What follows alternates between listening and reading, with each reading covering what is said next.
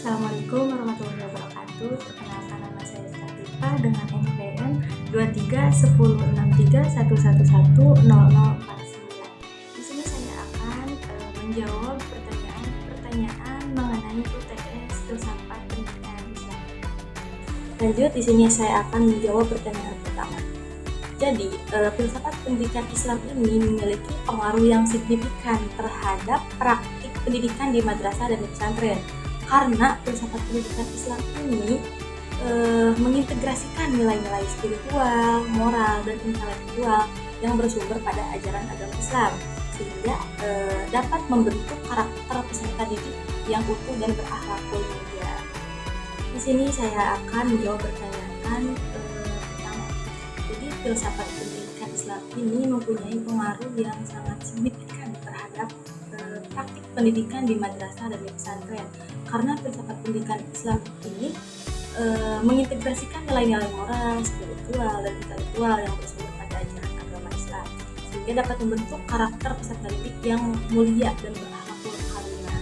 Nah, lalu kalau pengertian filsafat pendidikan Islam itu tersendiri, yaitu cara berpikir mendalam mengenai pendidikan yang bersumber pada ajaran agama Islam.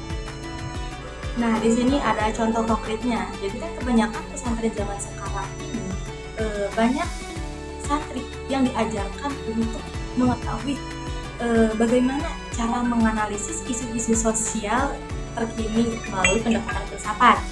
Nah, jadi santri ini berdiskusi mengenai isu-isu sosial kebijakan pemerintahan dengan prinsip agama atas landasan analisisnya.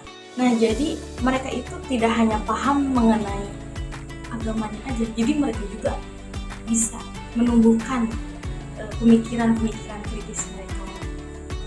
Lanjut, di sini saya akan menjawab pertanyaan nomor 2, yaitu mengenai perbedaan filsafat Barat dan filsafat Islam serta kelebihan dan kekurangan dari keduanya di konteks pendidikan di Indonesia. Oke, dilanjut.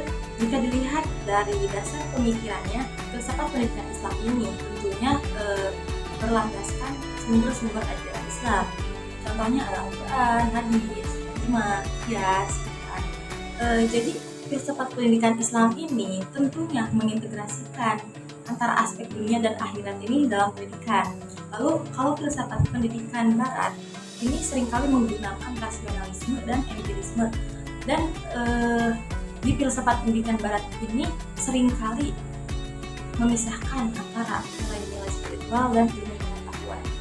Lanjut, jika dilihat dari segi kekurangan dan kelebihannya, kedua filsafat ini sama-sama memiliki kelebihan dan kekurangan. Filsafat pendidikan Islam ini memiliki kelebihan, yaitu menyediakan landasan moral dan spiritual yang kuat dan mendorong pengembangan karakter sehingga bisa menjadikan karakter yang akhlakul mulia, serta bisa mengintegrasikan ilmu pengetahuan ini dengan nilai-nilai keagamaan. Dan jika dilihat dari segi kekurangannya, filsafat pendidikan Islam ini seringkali dianggap kurang fleksibel dalam menghadapi tantangan zaman sekarang ini. Lanjut, jika dilihat dari segi kelebihan filsafat pendidikan Barat ini, mereka memiliki kelebihan, yaitu mereka lebih menekankan pada kreativitas dan inovasi dalam pembelajaran, dan mereka itu memberikan kebebasan dalam berpikir kritis serta mudah diadaptasikan dengan perkembangan ilmu pengetahuan dan teknologi di zaman sekarang ini. Lalu jika dilihat dari segi kekurangannya, filsafat pendidikan Barat ini cenderung mengabaikan aspek-aspek moral dan spiritual dan dapat menghasilkan individu yang berorientasi pada materialistis tanpa mempertimbangkan nilai-nilai etika. Lanjut, di sini saya akan menjawab pertanyaan nomor 3. Jadi filsafat pendidikan Islam ini mencakup prinsip-prinsip yang berlandaskan Al-Quran dan Al-Hadis atau As-Sunnah yang mengarahkan pada pendidikan, yang dimana ruang lingkupnya itu meliputi tujuan, metode, kurikulum, dan lingkungan pendidikan, sehingga bertujuan untuk membentuk individu yang berilmu, beriman, bertakwa, dan menjalankan perannya sebagai khalifah di muka bumi. Lanjut kepada elemen penting dalam kurikulum pendidikan Islam. Yang pertama yaitu ada integritas nilai Islam, yang dimana kurikulum ini harus menyesuaikan dan mencerminkan nilai-nilai moral dan etika Islam. Yang kedua yaitu ada relevansi sosial dan budaya, yang dimana relevansi sosial dan budaya ini harus menyesuaikan dengan kebutuhan masyarakat tanpa bertentangan dengan ajaran agama Islam. Yang ketiga yaitu ada pendekatan holistik, yang dimana pendekatan ini dapat mengembangkan aspek spiritual, intelektual, dan emosional pada peserta didik.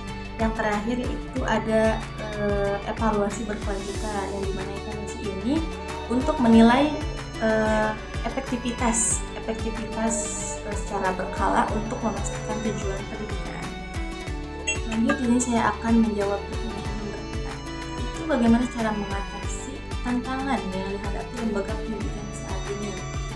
Menurut saya bisa menggunakan integritas kurikulum, yang dimana integritas kurikulum ini menghubungkan antara kurikulum atau nilai-nilai pendidikan agama Islam dengan mata pelajaran lain agar terciptanya atau terbentuknya akhlakul karimah, dan ini juga bisa diimplementasikan dalam kehidupan bermasyarakat ataupun di sekolah.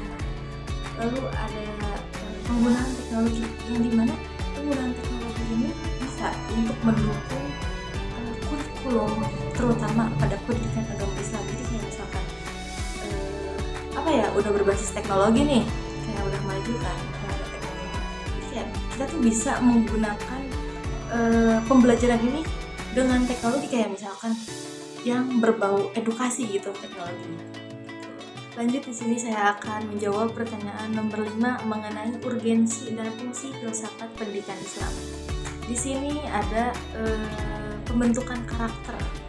Jadi filsafat pendidikan Islam ini berfungsi sebagai landasan moral yang kuat, sehingga bisa menciptakan atau membentuk karakter peserta didik atau siswa ini dan bisa mengimplementasikannya dalam kehidupan sehari-hari. Contoh misal kayak keadilan, kejujuran, sikap tanggung jawab, disiplin, kan. Lalu ada integritas nilai-nilai Islam. Nah, jadi integritas nilai-nilai Islam ini berhubungan dengan pengembangan kurikulum, yang dimana siswa ini tidak hanya paham akan hal agama lah gitu. Jadi kayak siswa juga bisa terbentuk karakternya itu dari sini gitu. Lalu kolerasi dan kontribusi dengan masyarakat itu, dengan pendidikan kita bisa menciptakan lingkungan masyarakat yang harmonis, yang kekeluargaan, yang rukun, yang adem gitu kan. Jadi kayak nggak ribut-ribut gitu.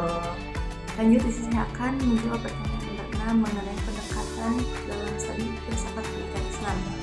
Nah, jadi studi filsafat pendidikan Islam ini menggunakan beberapa metode yang bertujuan untuk meningkatkan kualitas pendidikan, dan ada beberapa pendekatan yang paling efektif. Yang pertama itu ada pendekatan normatif. Jadi pendekatan normatif ini bertujuan untuk menggali nilai-nilai dan moral yang berlandaskan Al-Quran dan As-Sunnah atau Al-Hadis. Lalu yang kedua ada pendekatan historis, yang dimana pendekatan ini bertujuan untuk menceritakan gitu bagaimana pendidikan Islam ini di zaman dahulu agar mengetahui perubahan dan konteksnya dengan praktik pendidikan saat ini.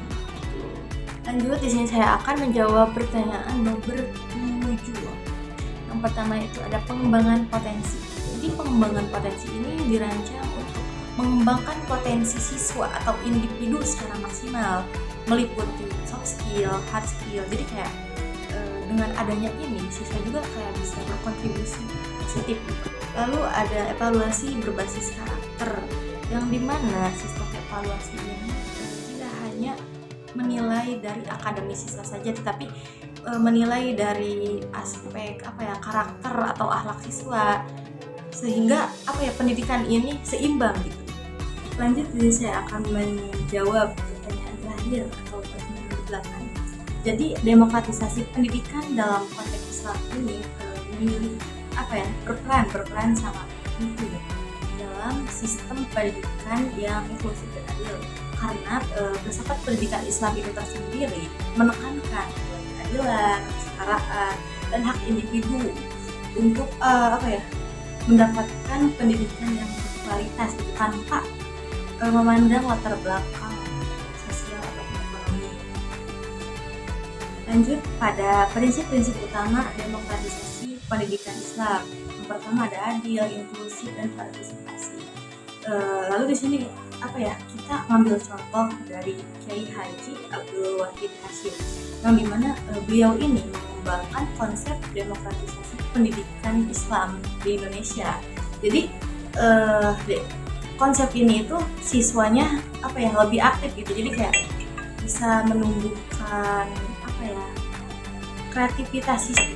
Siswanya lebih aktif, lebih kreatif gitu. Saya sampaikan, kurang dan lebihnya mohon dimaafkan karena saya juga sama-sama sedang dalam proses belajar. Sekian dari saya. Wassalamualaikum warahmatullahi wabarakatuh.